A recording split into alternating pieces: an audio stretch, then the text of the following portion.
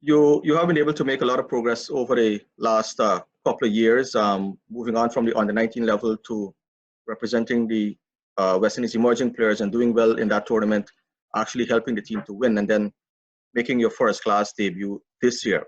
But I'm going to take you back a little bit, go back into the earlier years. Tell us a bit of how you got involved in the game of cricket.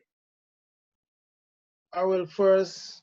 It all started when I hear on the TV Shilling Ford and the West Indies in dominating cricket at the time. I think I was 5 or 6 years old, and I eventually get to like the sport and calling myself Shilling Ford in the yard where I play cricket with the guys. And you know what? I was 5 years old then, and my cousin introduced me. Omar Westpoon. He take me to a venue that was Tugbuck Park, but it wasn't Tugbuck Park then. All right, it was Bournemouth, I think, and he take me there one time and I never went back. But I had migrated to Guys Avenue where my grandfather resides, and from since then he used to get the youngsters in the village, to play cricket in the backland. So this is where it started. And eventually form a club, police, and this is where I started out playing. And I represent police at the under 15, under 17, and 19. So this is where I started. Over the years, sportsmen would have persons in their corner, helping them along and showing them the ropes basically, and being there as a motivator, as someone who's would offer encouragement at a sort of. Who were some of those persons that stood by your side in those initial years? I would say basically Narain Raghunandan in the States, Kevin Darlington, uh, the Demolition Cricket Club in the USA, and mainly my parents have supported me along the way a bit, but mainly is my grandfather. He was the backbone back then for me and enhancing my game now as well. So I would say my grandfather mainly, but I still had other supporters with me. Last year, you had the opportunity to play regional senior regional cricket for the very first time, representing the West Indies emerging players in that Super 50 tournament. You played a key role in helping the emerging players to win that tournament. Talk to us a bit about that journey and how impactful that has been in terms of the cricketer you are today. Well, I must say, it was a great experience for me in that setup, it enhanced me in getting, pretty decent figures and, showing my word to the bat as well. But I would say the tournament really make me improve all around, batting and my bowling. I must say it was a development process for me, getting a feel what the Super 50 is like after watching it on the computers and different things, I want to be a part. So I was really grateful to get the opportunity to be part of something like that. And emerging champion, was a great feeling overall for me. All right. One of the things that stood out in the tournament was your wicket-taking celebrations. You were very acrobatic, and talk us through that celebration. What would have prompted it?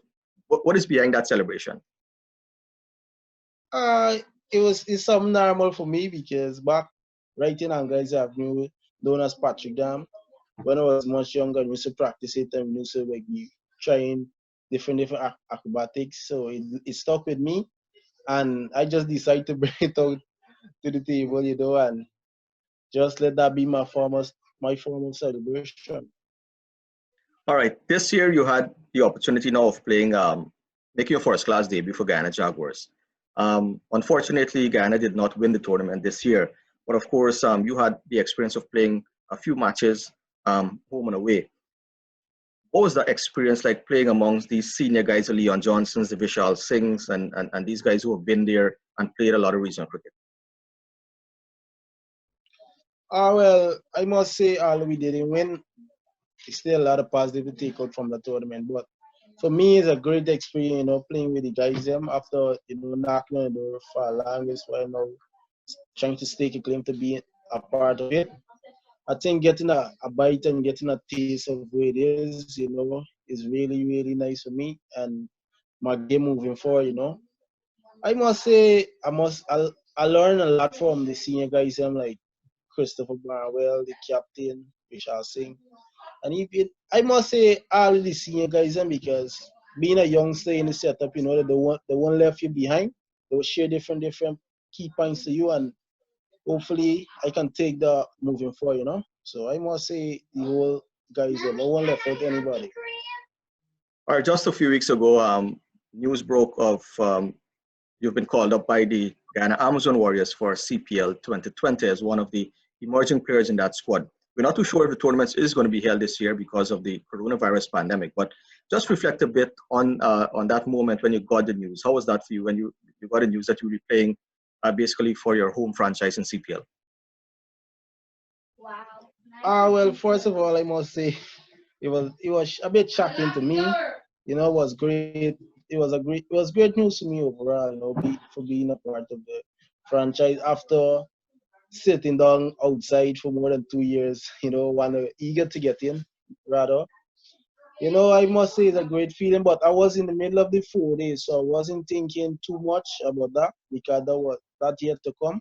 So I was like focused on the 4 day, and after you think about that, but it was a pretty much exciting feeling for me when I got the news.